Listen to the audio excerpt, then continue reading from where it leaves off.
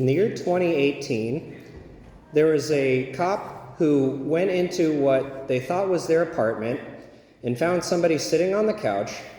They drew their gun and fatally killed this young person that was on this couch. It happened to be that was actually not this person's apartment. That was the resident that was there. His name was Botham Jean. And this cop, in the coming months, went to trial. This young man, Botham, left behind a family, and his brother in particular was terribly infuriated about the whole injustice of the circumstance.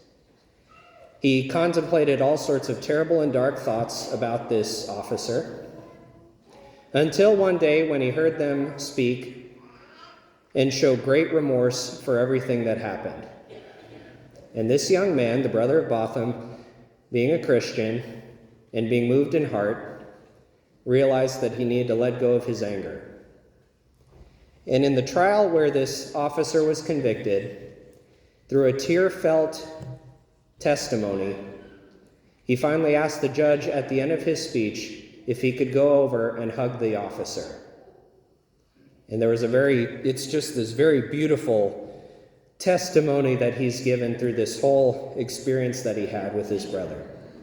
He even said in that testimony that he wished for this officer not to go to jail. I think probably the most impressive thing of that whole story, whenever I remember it coming up in the news, was how impressed everybody was that somebody could actually do that. Because it's so hard for us as human beings to take Christ's words to heart. I say to you, love your enemies and pray for those who persecute you. That's got to be the hardest thing that Christ asks us to do as Christians. And it's crazy because we have such incredulity whenever somebody actually does it. I'm not saying that every relationship that is broken can be fixed.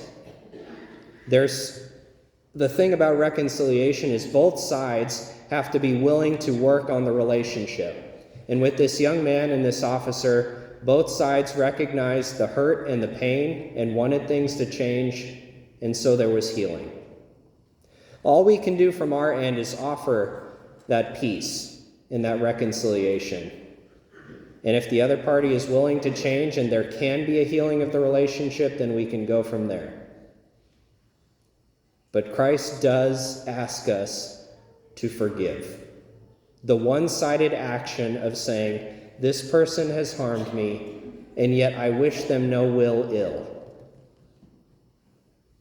We're starting Lent in 3 days. Go figure, it's already here.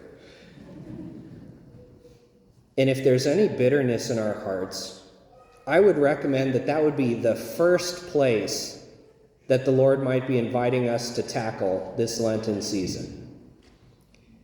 Giving up chocolate or whatever else can be a fine thing. But more important than any of that is the conversion of heart that Christ asks us very powerfully in today's gospel.